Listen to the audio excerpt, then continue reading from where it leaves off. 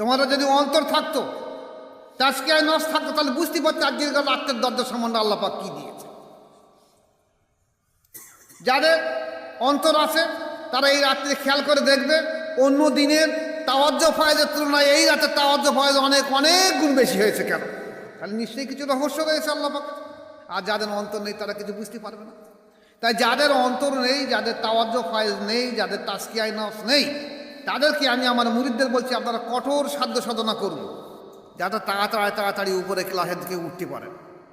আর যারা আহলে বায়াতের মধ্যে নেই, আপনারা আপনাদের আত্মীয়, দেইজি, প্রতিবেশী, পাশের বাড়ি সবাইকে দাওয়াত পৌঁছে দেন যে দেখুন, আহলে বায়াত ছাড়া কোনো ইবাদত আল্লাহর দরবারে কবুল হবে না।